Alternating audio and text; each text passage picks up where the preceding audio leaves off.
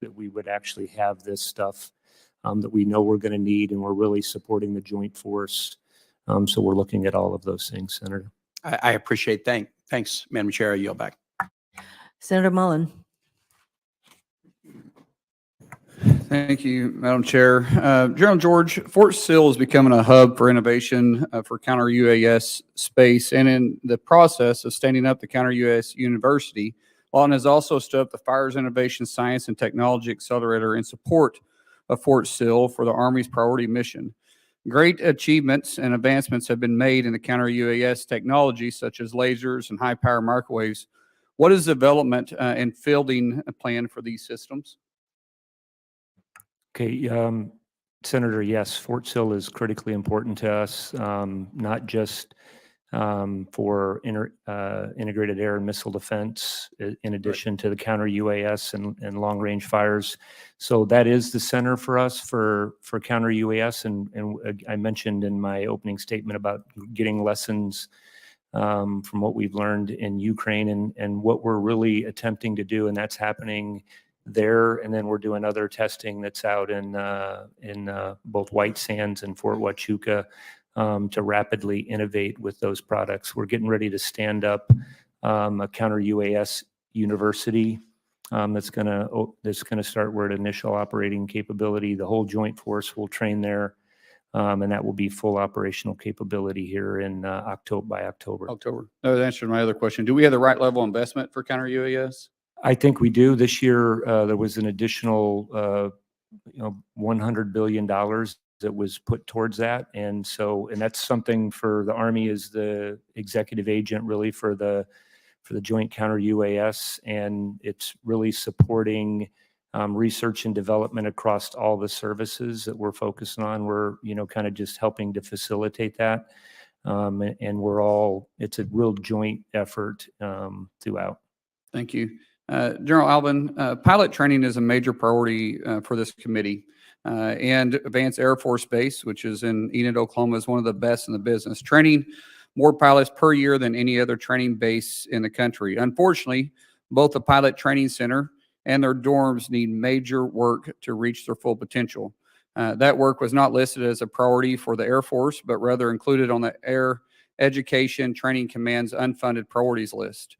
With the nation experienced a shortage of up to 2,000 pilots, why was this work not a higher priority? Well, Senator, you're absolutely right in Vance really leading the way.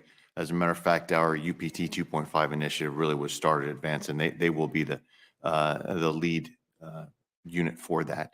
With respect to the dormitories overall, there is a dormitory master plan in which actually in the OSD scoring system of the facilities conditions index, 99% of our dorms, to include those at Enid, are above the adequate standard. We'd like them to be better than adequate, but they do exceed that standard. So we are prioritizing those dorms that are the closest to 80% or below. But we will continue to look at the Enid dormitories as well as the pilot training. The pilot training center obviously is going to need to transform as we transform in the way we do pilot training as well. We'll continue. Have you visited Vance? I have. I was. Have you seen the training facility? I have not recently seen the training facility. I was just there, and it's literally in temporary facilities, temporary that's become permanent. Sure. And as you said, Vance is leading the way. There needs to be more done there. And on top of that, Vance is leading the way. And then we also received a 2% cut on reimbursements for housing. When I don't think there's any place in the country that's got a reduction in housing. Housing's a competition, and in Enid, it's even a bigger competition. I believe that is something we need to get addressed. If we want to recruit the best and keep the best, and unfortunately we're competing with commercials too at this point, but we should recruit the best. We can train the best. We also got to make sure we give them adequate housing. We obviously are never going to be able to compete with the majors and pay, but we also know that most of these pilots are going to be married, and their spouses need to like where they're staying, and they also need to know it's not costing them to be there. And with the 2% cut, I felt like that was kind of a slap across the face. And so, General, I'd appreciate if you'd pay attention to that. With that, I yield back. Thank you. Senator Shaheen. Well, thank you, Generals and Admiral, for being here and for your service to the country. I have a whole list of questions, but I'd actually like to throw all of those out and go directly to Ms. Mauer's statement, because I was disappointed to hear your comment that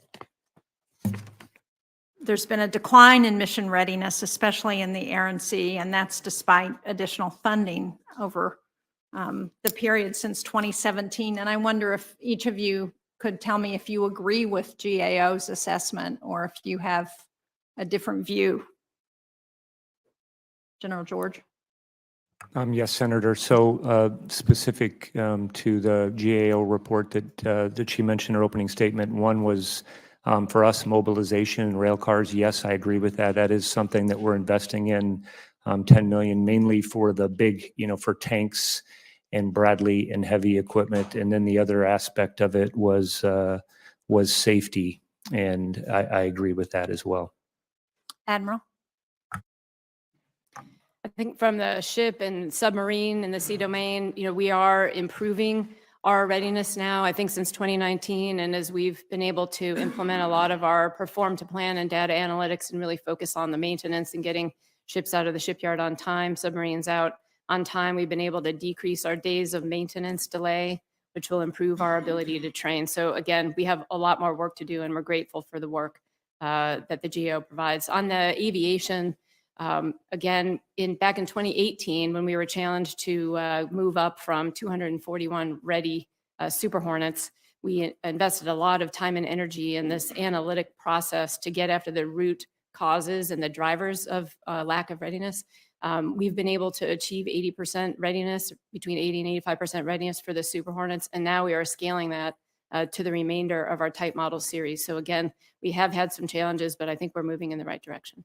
Well, let me just zero in on that a little bit, because one of the findings has to do with the shipyards and submarines, and it says from fiscal year 2014 to 2020, Navy submarines spent 9,563 more days in depot maintenance than expected. Now, as somebody who represents the Portsmouth Naval Shipyard, I really appreciate the shipyard optimization plan and what that's doing for the shipyard. And they've had a very good record of getting ships out on time and under budget. But how do you approach that kind of delay as we're thinking about how we make sure our submarines are operational when they need to be? Yep, that was a very significant delay, and we are really focused, and this has really been the focus of me as the vice chief as I've gone around to visit the different shipyards to understand the challenges, and also met with private industry to see where we can focus on that. I think the three things that we found that have been impacting that, one is workforce development and the project management fundamentals, production throughput. The second one is long lead time material. And that has really been a challenge, especially for Virginia class submarines. And then the third one is growth work, unplanned work that we're finding. And so again, we now have developed a 15-year plan, a strategy to get after all of those things. We've also requested in this budget $3.1 billion in Virginia class parts to help us get rotable pools and get rid of challenges with obsolescence. So in the submarine world, I think we are, again, moving in the right direction. Thank you. General Smith. Senator, the aviation portion of that report is correct. We are not where we need to be and have committed to be. In the last 4 or 5 years, we've increased marine aviation readiness by just over 10%. So we're moving in the right direction, but we're Marines, so we're not going to be satisfied until we achieve the objective. We're doing that through a combination of ensuring that personnel, ranges, fuel, parts, aircraft are all available at the right time. Because if any one of those elements of readiness is not there, you're not going to train and be ready. So that's a focus for us. It is the compilation of manpower, training ranges, and assets at the exact right time. General Alvin. Yeah, Senator, unfortunately for the Air Force, those are correct as well. And what it's not good news, but it's better news. So we're up to in FY23, this is in through FY21, we had 8 aircraft that did meet the MC. That's not nearly where we need to be, but 8 better than 2. And ours is a combination of a bit of a spiral we're trying to come out from, which is as we have 53% of our aviation assets are right now exceeding their expected life cycle, average 29-year-old platform. So they break 25% more. They take 15% longer to fix. And because of that, they're longer times in depot, which means we have a fixed depot pipeline, so we can put fewer through depot. So therefore, it has that spiraling effect. And because they're finding new and interesting ways to break, it takes some of them our best maintainers to be able to keep those. So as we're trying to transition to these more modernized platforms, that's where some of our maintenance shortfalls come. So not an excuse, it's a condition we need to work through. I think another one of the real good recommendations that they made that we're trying to action on right now is levying these sustainment reviews for each of the systems that get after the individual pieces of the maintenance and supply issues.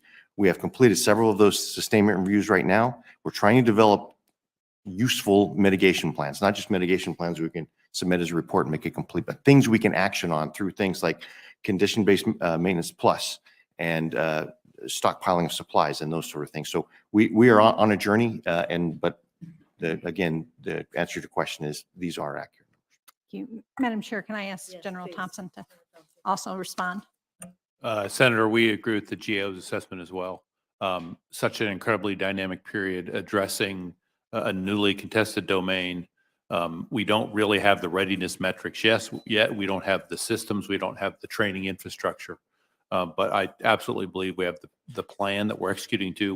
We had $390 million in this year's budget focused on that plan, and our request has another $340 million above that. So agree with the assessment, but believe we have the plan to get after the readiness needs of the Space Force. Well, thank you. And General Thompson, I think your admonition that on-time budgeting and being able to count on a budget from Congress is really important to all of the work that you all need to do. So I hope that we can comply with your request. Thank you, Madam Chair. Senator Kelly.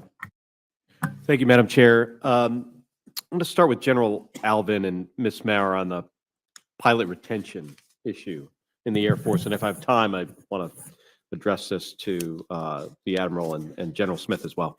So I think we share this concern about pilot retention challenges in the Air Force and what this means for the future joint fight. I think the Air Force currently has a 10-year requirement after a pilot gets winged. But I want to get into some specifics on this. So what's the data say about when pilots are separating from service after their commitment? Does it tend to be right after the 10-year commitment, or do folks tend to stay in for a little bit longer and then get out before they, let's say, complete 20 years of service? And then what's like the root cause? Like what are they citing as reasons why they're leaving after a 10-year commitment to the Air Force?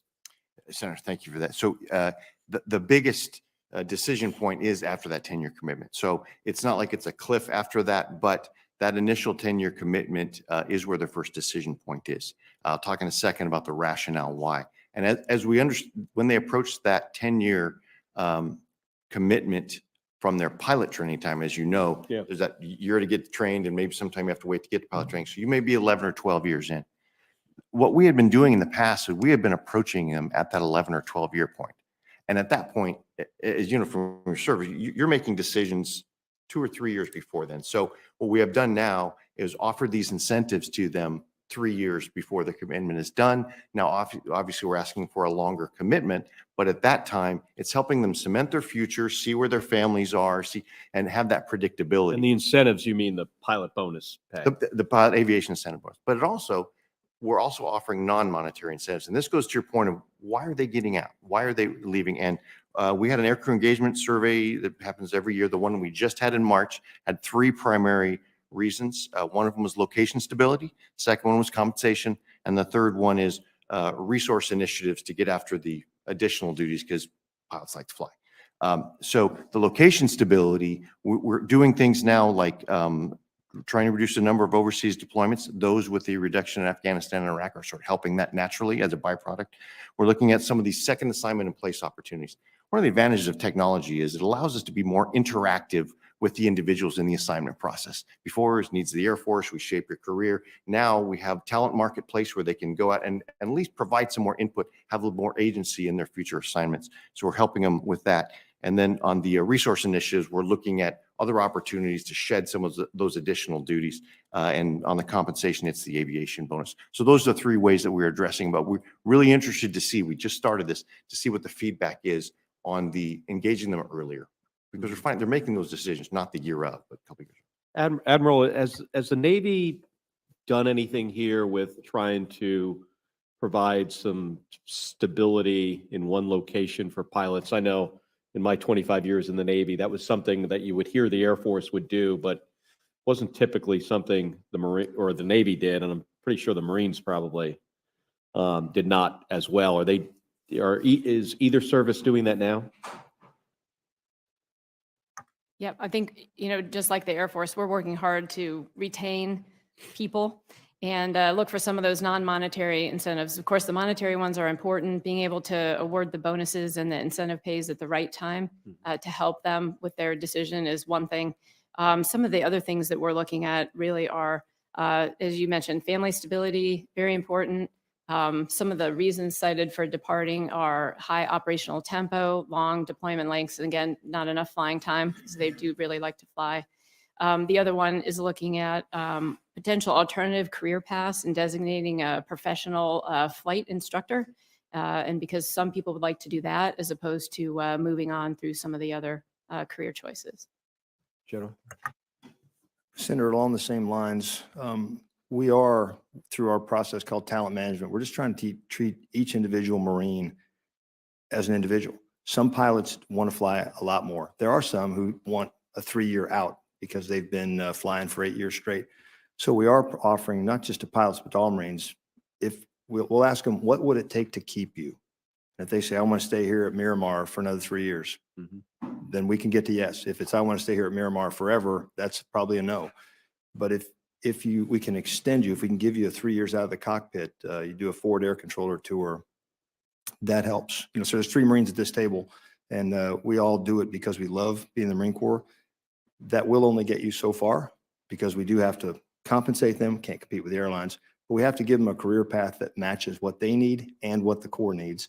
But we are doing stabilization in their geographic location of choice anywhere we can, because we have to retain those pilots because they are a huge element of our lethality. Some of our allies also will allow, and I think this is what you alluded to as maybe an instructor pilot, but allow somebody to be sort of a squadron pilot. They don't advance so much in their career. They stay in a squadron, and that helps in some retention. I don't think we've gone that far yet. Is that accurate?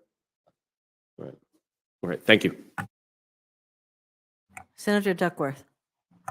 Thank you. I'm going to follow up on Senator Kelly's questioning about retaining aviation flight crew. General George, the Army made headlines this week when Human Resources Command alerted hundreds of active duty aviation officers that their service commitments are about 3 years longer than previously thought due to an HR error. And I actually am quoting the language. And General Alvin, last year, Congress gave the Air Force the ability to offer retention bonuses to pilots up to 3 years away from contract expiration, in addition to a base preference for future assignment location. And to date, the Air Force has not published its aviation retention bonus or base preference plan for eligible aviators for the current fiscal year. And we're well into the second quarter. Gentlemen, are these issues the result of slow staffing processes on behalf of your service? Are your human resource staff properly trained and equipped to administer these types of programs? What's going on? You have this in the Air Force, this resource, and yet you're not using it. And how is it that we are telling people, by the way, you owe us 3 more years than we initially told you because of an HR error? What's going on? Senator, yes, there was an error that you read that actually They should have known that they had the branch Mhm. ADSO or the additional service obligation. It wasn't on there. We are treating that, going to every individual. For some, it's not. It's kind of gets back to the individual preference. Hey, I was planning on staying anyway. There are some that it is a challenge for, and our Human Resources Command CG General Drew, also an aviator, is reaching out to every one of those directly. But you're not answering my question. You're putting it back on the individual service member. What I asked you is, what is going on with your HR training and your personnel that they are making these kinds of mistakes? Well, I would agree with you. We need to make sure that we don't have mistakes like that. But like I said, we have had a mistake. We did identify it, and we're just trying to deal with it right What are you now, going to do to directly fix the take care problem of.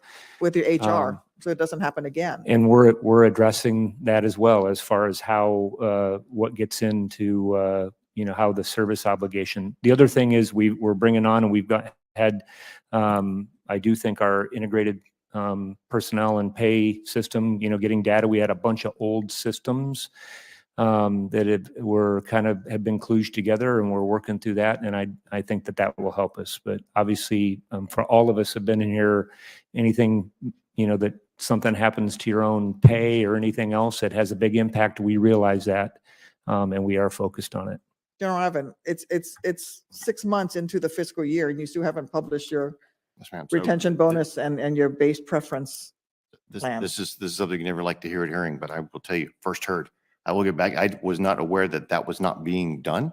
I just Okay. extolled it as a virtue of what we're doing. So Senator, at very soonest, I will find out what it is. Thank you. And I will personally make sure that you have that, because that is certainly not, it certainly, things are Yeah. credibility if we don't follow through on the Yeah. things we're saying we're doing. Thank you. I want to backtrack and talk about aviation safety. I do want to offer my condolences to the families, friends, and colleagues of those soldiers killed in last week's Apache crash in Alaska. As an aviator and a member of this committee, I'm following it closely, and I've asked the Army to come back once you've done all your investigations to brief me. This is the second Class A that has rocked the Army as aviation community in the last 2 months, and aviation units are currently on a stand down, much needed. The Marine Corps, Navy, and Air Force all hosted safety stand down days in recent years after their own strings of mishaps.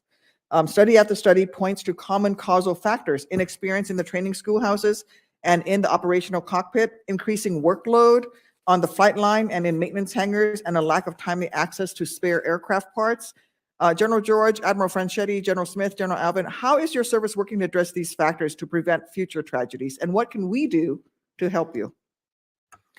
Senator, as you know from being an aviator, it's something you have to constantly address. Before this, the previous 4 years had been the safest aviation for us in history.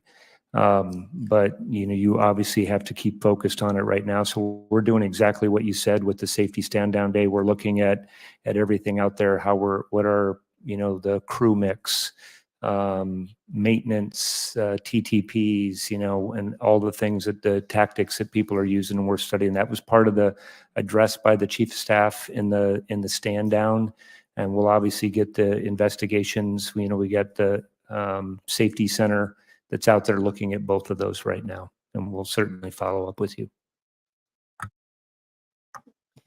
Beyond just aviation accidents, we have had other accidents, and we've learned many things from, I would say, 2 things that we've done to really try to get after them. First, we elevated our safety center to a 2-star safety command. The safety center dealt primarily with individual units, and information wasn't shared across the broader community. In the safety command, now he assesses all of the oversight entities, and they do regional assessments as well as community assessments and provide that information. So we're already learning a lot from them. I think the other one is really going after the root causes through our Get Real, Get Better cultural renovation that we're focused on right now, is really identifying them. So if the root cause for many of these things is fatigue, we're really emphasizing using our human factors engineers to understand what is happening, and then how do we better train our people to know what to look for, create better watch bills, and move forward from there. Senator, the last part of your question, steady, predictable operations and maintenance dollars for parts and flight hours is the best thing that can be done for flight pilot proficiency. We do twice annual safety stand downs preemptively. We call them BITS, back in the saddle training. But also in that preemptive lane, we just had a V-22 have an in-flight emergency a few weeks ago out at Cherry Point. The group commander said, and the pilots landed it very safely. So rather than wait for something, they simulated that same emergency. They stood the entire group down, colonel level command, for 2 days, and they made every single pilot go back through that scenario until they got that exactly right. Because we don't want to wait for an incident. We always want to be Yes. proactive.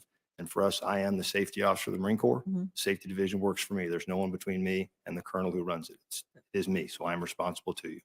Thank you.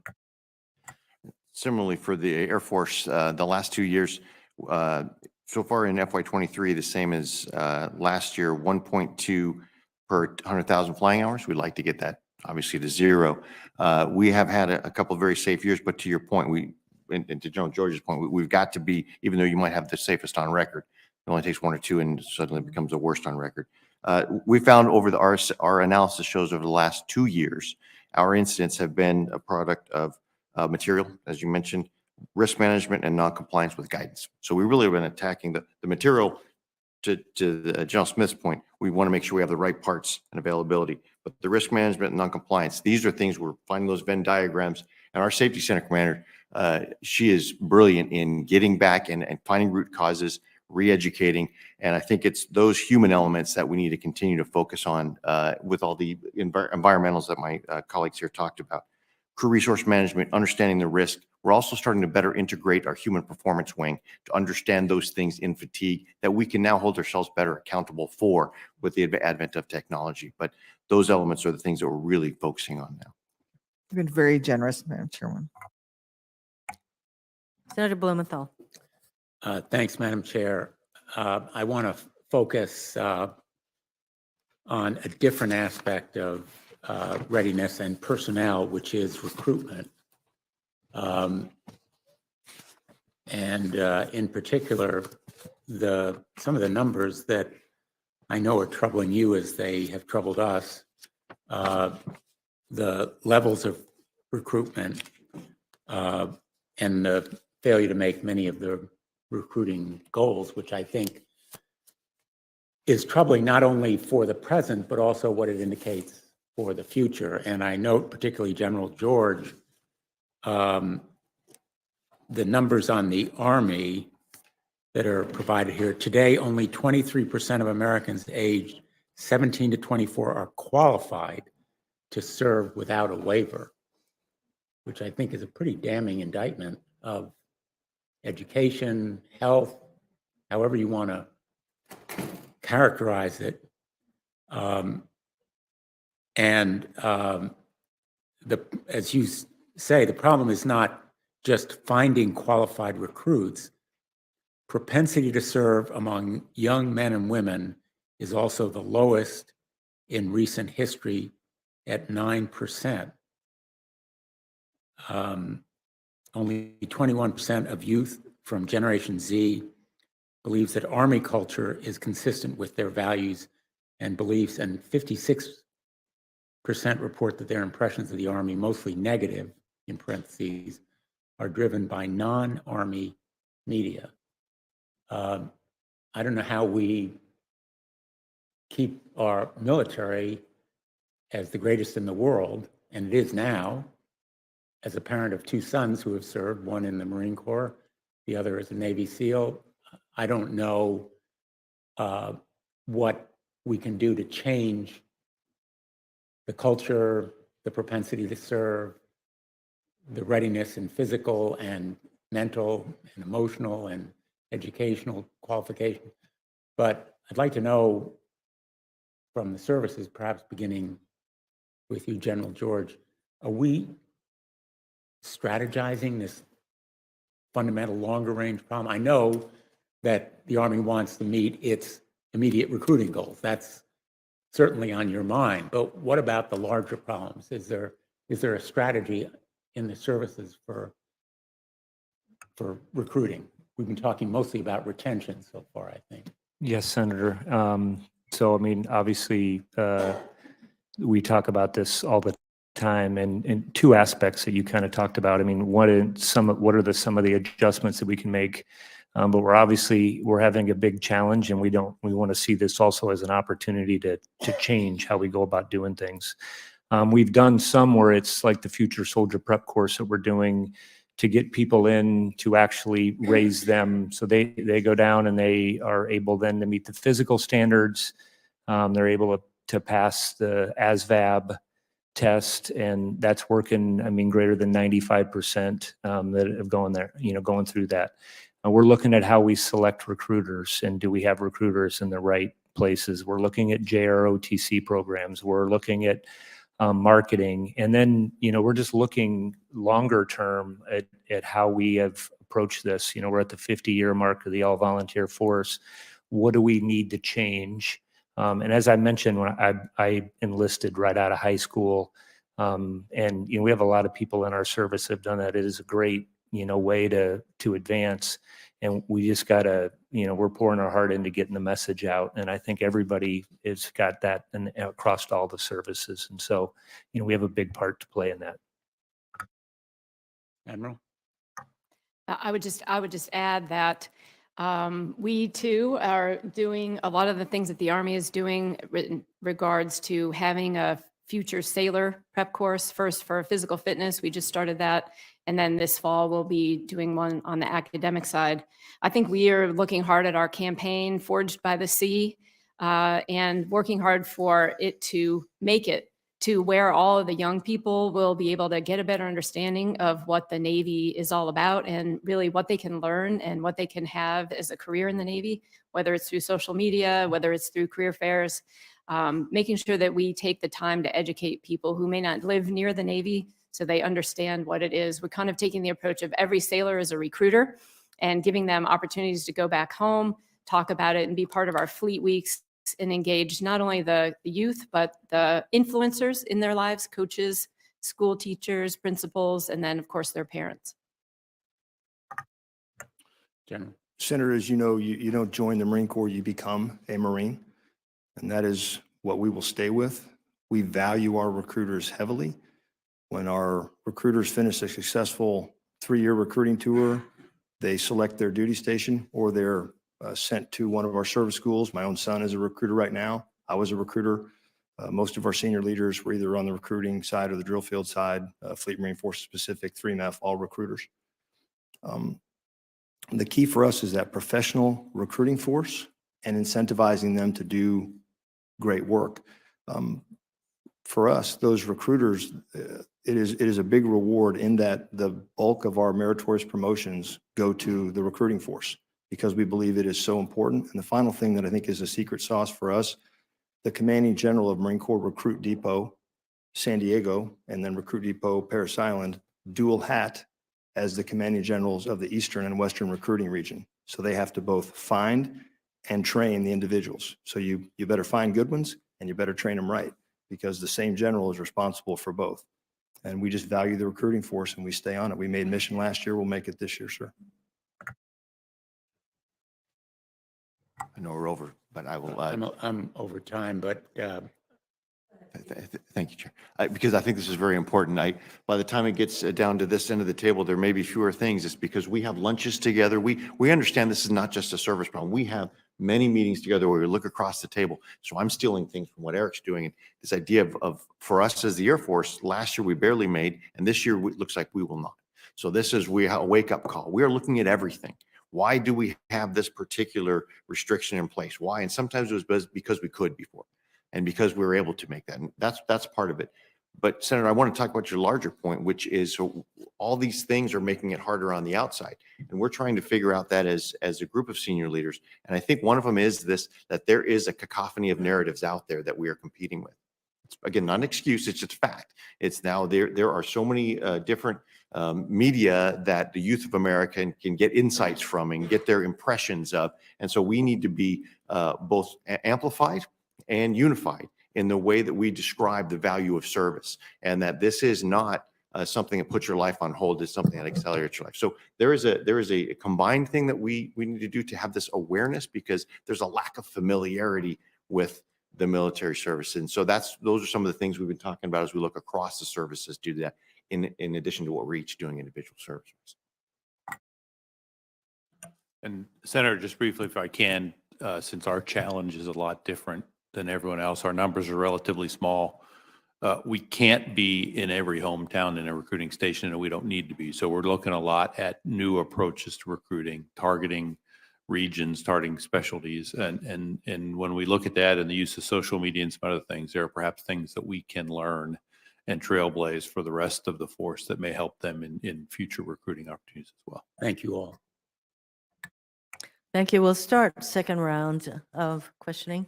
I'm glad that you all get together and learn from each other and share best practices as applicable. And as long as we're on the subject of how important recruiting and retention issues are, my impression is that the Air Force and the Space Force have fewer recruiting and retention challenges. Is that right? Although, Admiral Alvin, you said that you are currently facing some recruitment issues. But do I have the accurate impression that the two of you face fewer of these kinds of challenges than the other services? And if so, why? Sure, I'll try and then you can do it. But I think the Space Forces is different because they do have a lot of folks wanting to come in and Yes, it's not kind as of many. a But ours snazzy is, thing, I guess. ours is a disturbing trend because we have made it all the time. This year, we're actually seeing the things that the Army and the Department of Navy, the Navy has dealt with for a while. So that's why I want to learn those lessons earlier. So, but overall, we'll be closer to meeting our numbers than perhaps some of the other services. So what do you think is causing this trend? All of the other kinds of opportunities that a young person could have then besides joining the Air Force? I think part of it is that because we are always making our numbers before, we might have maybe under populated our recruiting force. Something I'm learning from my Marine here that says the value of the recruiting force, the individual face-to-face, that's how they're making their numbers. The idea that we had some standards, they were not really standards, they were restrictions that we had that were tighter than the DoD standard. So now we're finding if we loosen those and we stay within the DoD standards, we are allowing more to be able to come through our door. So we're just, like I said, Chair, we're looking at everything we had done before that was maybe unnecessarily restricted. And then we believe we're also, the chickens are coming home to roost with respect to the propensity to serve. And we're going to have to counter that as well in the Air Force. Yes, and one of the trends being that there are so few people who even qualify and even fewer still who are willing. This is for the Army and Navy in particular. How important are the junior ROTC programs to your recruitment efforts? I'll be real quick, Chair Hirona. We have about 1,700 JROTC, and what we see is whether or not people are actually in JROTC or not, if they have that exposure, I think that's where it's helping us the most. You know, we're at like 44% of the folks who have a JROTC in their high school are more likely to serve. So that's where I think it helps us, and we're looking at how we can expand some of those. We're in the process of doing that now. What about Navy? Yep, JROTC is very helpful for us, as is the Sea Cadet program. So again, the more opportunities we have to expose people to what the Navy does and what it can do for them, I think is a really great opportunity. And how much of an inducement are the educational opportunities that you all provide to people who join in terms of particularly, I suppose, some recruiting and retention? Anyone want to respond? General Alvin? Yes, Chair Hirona. I will mention one thing that we have reinstituted this year that's been very successful, and it's actually our enlisted college loan repayment program. So these are individuals who are out of high school, maybe thought right then they weren't, that maybe military service wasn't for them, have had a couple of years of college and have built up some debt and now are relooking that. So some of our incentives are just that way, because not only are we offering the ability to repay their college education, but they can continue their education through our community college, the Air Force, and other educational opportunities. So we're seeing some of that cohort coming and maybe a boost as well. So we do believe that's an attractive feature. So knowing how expensive college is, so do the other services also provide college repayment programs? We have similar programs. So- By the way, do you help with the cost of graduate education, i.e. becoming lawyers? You need your JAG. Um, Do you pay for someone to go to law school? Sure, and I can tell you, we do. We have a program called Funded Law Education Program. Those individuals that we select from a very competitive board go to law school, we pay. We also have PhD programs for select individuals who fill Okay. things that the Marine Corps Well, how needs. long have you had that? Because I have a JAG person on my staff who didn't get her law school paid for. We have a couple of programs. We have a funded, which is pretty small because it is expensive, but we also Okay. have excess leave law program. We have several. I think that it seems to me that the educational opportunities that you provide could be a big incentive for people to consider joining. I just want to get to one thing. In recent years, storm damage has had major impact on DoD infrastructure in places such as Tyndall Air Force Base, Camp Lejeune, and the Army's Military Ocean Terminal Survey Point. What plans do your services have to improve the resilience of your facilities in the face of extreme weather?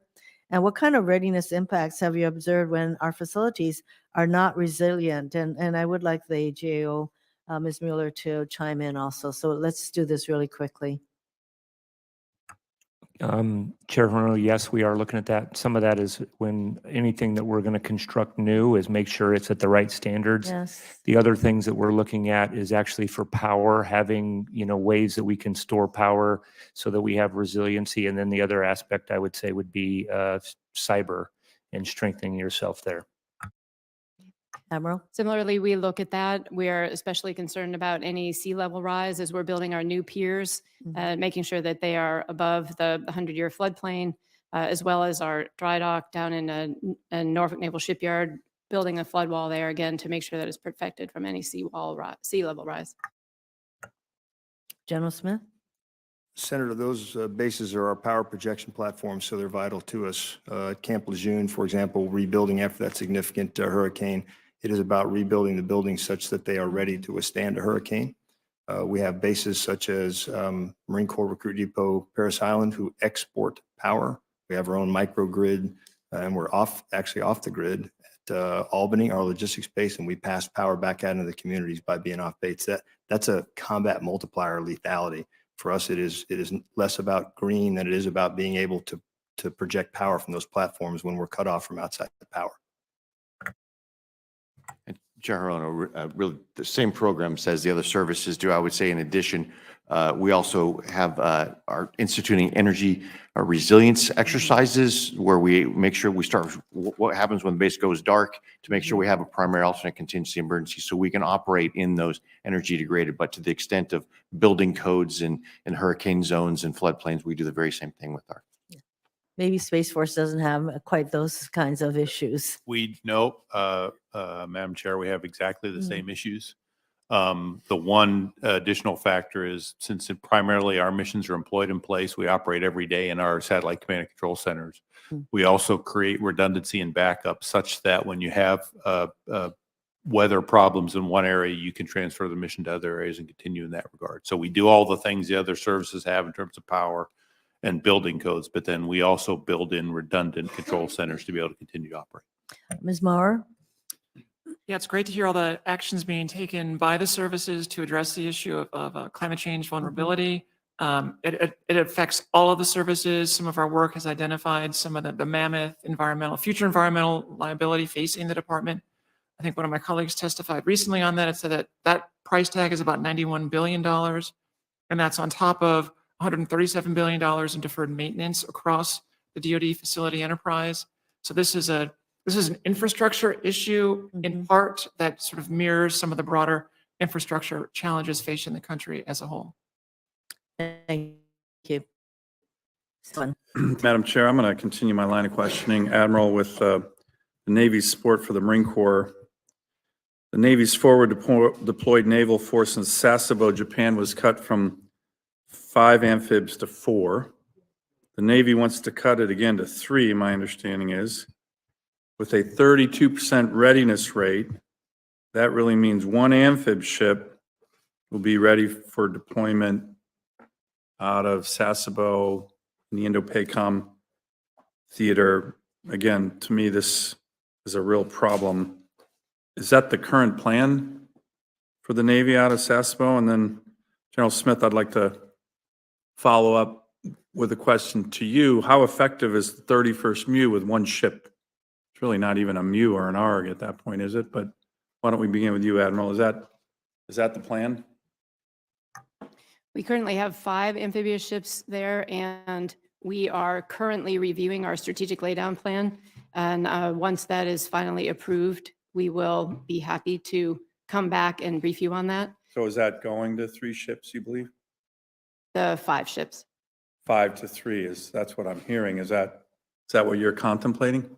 So the strategic laydown review is still ongoing. It has not been briefed up to the Secretary yet, so it'd be premature for me to say what the Okay, strategic. General, laydown assume plan that the Navy goes from 5 to 3 amphibs. 32% readiness rate means essentially 1 amphib. How effective is the 31st MEU? A lot of articles in the last 48 hours on how ineffective the 31st MEU is because it has no ships. So 1 ship for the 31st MEU, is that even a MEU? What is that? Sure.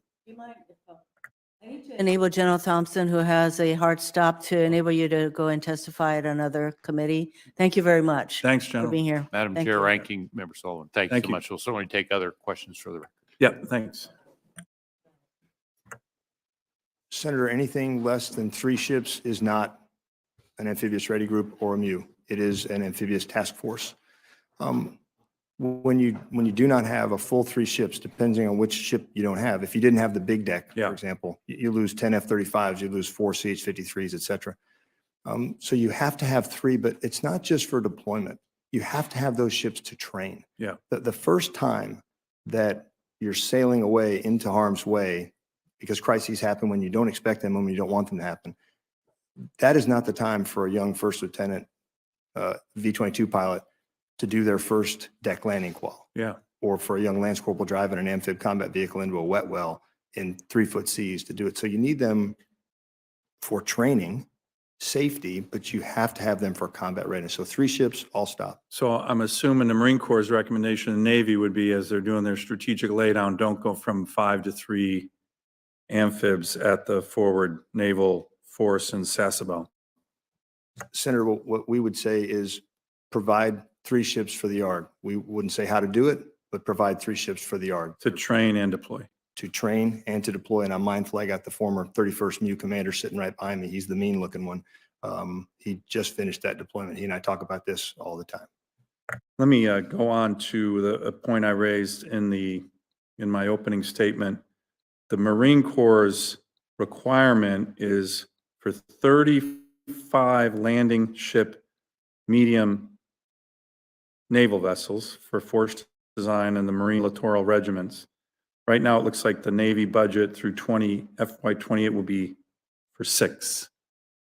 So again, combination of Admiral Franchetti and General Smith, why is the Navy not even in the ballpark on what the Marine littoral regiments need? This goes again to my broader point. A lot of Marine generals are saying force design is meant to support the Navy. I hear that. Okay. Naval forces. Okay, we're going to shoot Chinese warships out of this ocean. Okay. But the Navy isn't coming back going, and we're going to make force design successful. To my very obvious reading, there's not much support at all. So is the Navy plan on trying to get to 35 LSMs at all? And General Smith, is a Marine littoral regiment a viable fighting force without LSMs? Because right now you're not going to get many. You're not going to get it. You're not going to get hardly any at all. I'll start with you, Admiral. You plan on going about 5 or 6? So the Navy is continuing to work with the Marine Corps to identify the requirements, and we will continue to work to support them throughout our shipbuilding plan. As far as the readiness goes, we are fully committed to supporting the Marine Corps' training requirements. We have met all of our deployment requirements. In the particular case of 31st MEU, we were able to surge a different ship, the Ashland, to support them after an emergent repair to the Rushmore. So again, we are fully committed to supporting the Marine Corps' training requirements. And I'm not talking about just the training. Force design, again, lays out the need for 35 LSMs. Is that even remotely in the Navy's 30-year shipbuilding plan? Again, we continue to work with the Marine Corps to define the requirement and put that into our budget as it goes forward. General, is a LMR viable fighting force without any means of delivering it?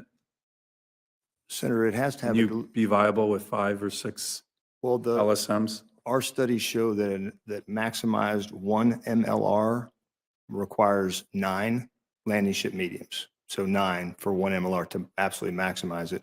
The organic mobility for the LMR, Marine Littoral Regiment also comes from our C-130s. As you noted, sir, we added a second squadron to the Pacific. So we need all of our organic mobility, L-class, LSMs, et cetera, all the way down. And the one thing I would want to note, sir, is that the force design issue was for the joint force. It certainly supports the naval force, but it supports the joint force. And for Admiral Franchetti's point, what we want is we just, neither of us want a gap in time. So when one ship is trading for another one, any day you lose at sea is a day lost. That's what no one wants.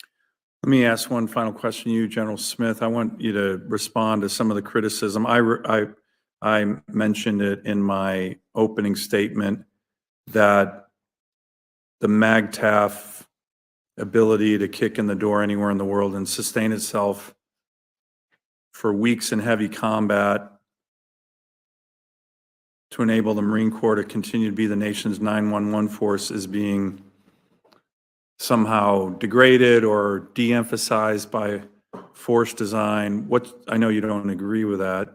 It's a criticism that's out there from some very respectable Marines. What's your argument against that? And doesn't that argument have some weight when we're looking, again, no offense, Admiral, at a Navy that's not supporting you guys, at a Navy that won't get the amphibs that you need, at a Navy that won't get you the LSMs that you need? I mean, the Marine Corps does become less effective as the number of amphibs decreases.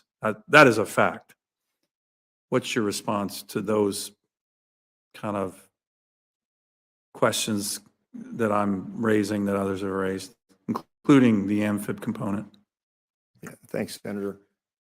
The Marine Corps is ready. So, sir, we have and have retained And 7. the critics are saying, well, you just, and I listed some of it, you just divested an enormous amount of combat power. I said, I used a line like that.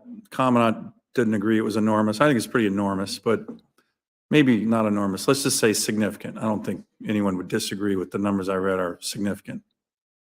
So let me focus the part on expeditionary force and readiness and kicking in the door, Yeah. as you said, because I agree. Both the And 80 sustainability. and sustainability. The 82nd and 114th Congress both gave a sense of the Congress that we should be most ready when, position of the Congress, pardon me, most ready when the nation is least ready. And we firmly believe that.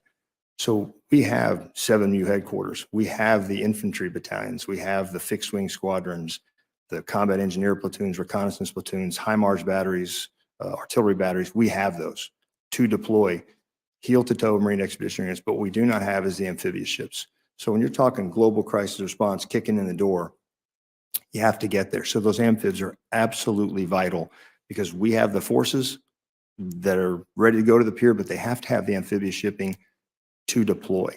That is what makes us ready, those combinations. But the Marines are in fact ready to go, sir. Madam Chair, can I ask one more question? I didn't want General George to be so lonely over there in the corner. So, He can respond in less than a minute.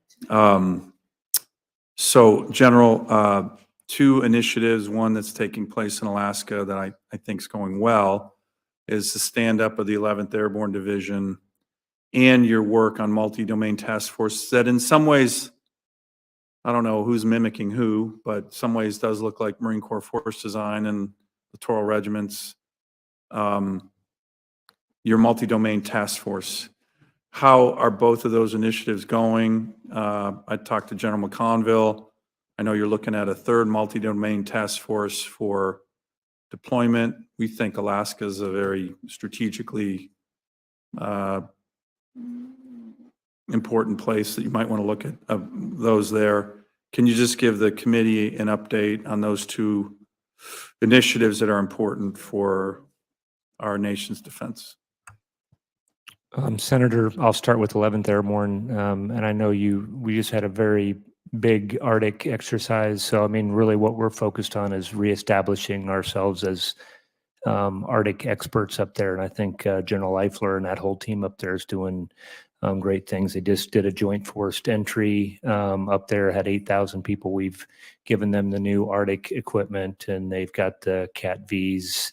So very good training up there, and then, working some of that with our partners. And is that still the number one requested unit in the U.S. Army? It's up there as far as, places that people want to go. We saw a definite uptick on that up there. So Good. the other thing is on the multi-domain task force. And I stood up the first one several years ago as the first Corps commander. Very capable units that are exercising right now across the Pacific. We have the other one that's out in Europe supporting EUCOM and is very active out there. We have one temporarily stationed right now down in Hawaii, and there's two more that we are actually, are part of our Army structure that's coming up, that we are standing up with those capabilities. We haven't made any final decisions. Those are, forthcoming on where those assets and those capabilities would go. Thank you, Madam Chair. I thank each of you for your time today, and we will continue to dialogue with you. And I also want to thank you, Ms. Maurer. Sure. This hearing is adjourned.